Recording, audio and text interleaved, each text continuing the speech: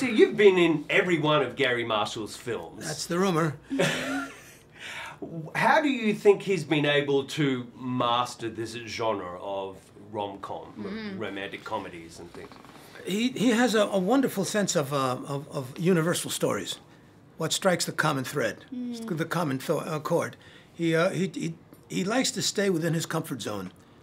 He likes to tell stories about what he knows, the way life has been for him, you know, how he perceives it. And once he strays from that, it's not very comfortable for him. So he knows what stroke to hit, and that's why he keeps on stroking that. He also works with the same people as much as he can, so that you can cut to the chase. You speak in shorthand. You don't waste time, and have a very good time. For him, it's very important that you make it look easy, like a good sport. You know, like a good ball player in whatever sport. You don't make it look hard. Right. Britt, had you met Julia Roberts before you started shooting the film? I'd never met her before, so that was a huge deal for me. I love Julia. I love her work. I've watched her since I was very, very small.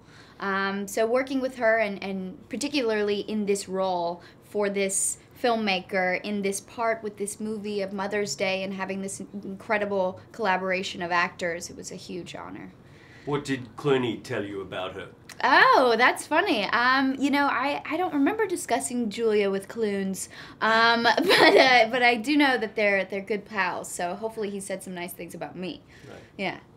I imagine part of the appeal, or the majority of the appeal of this kind of film, is the ensemble cast. You've got, you know, unbelievably good, and I won't say old, but seasoned actors. Don't you dare. Very well. We're deep in Brian. Yes, that's. I'm sorry, you were finishing your point. Yes, your question. go for it. No, it must be a delight for you to team with Gary and, you know, his troupe, so to speak. As Gary says, no one's in the movie long enough to be a pain in the neck.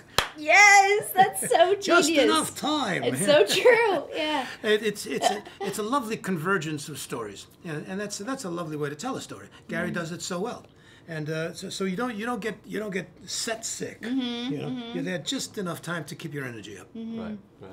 What do you, as the younger member of the cast, what do you find are the key components to a successful romantic comedy?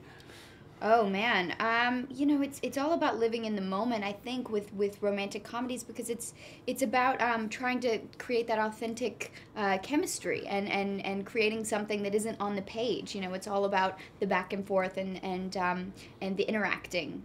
So I think when you have this great group of people, you're allowed to do that. And Gary's so wonderful, allowing people to just be in that character and have a little bit of freedom to move and create. Right. Did you have a favorite collaborator amongst the ensemble cast? Probably Hector, I'd Oh no, say. the lovely gentleman that you married. Well, no, that's the thing. I can't say that there was a. Everybody. I can't say Jack. I mean, he was so wonderful. He plays Zach in the film, my boyfriend hubby, but he's so wonderful. He comes from comedy, so working with him was very different than anyone else. It was a different level of interplay, honestly, because he's very quick and on it. So that was different than I've ever really experienced with another actor having that. I like Jack plays Zach. I like that. You like that? It was very hard for me to remember, actually.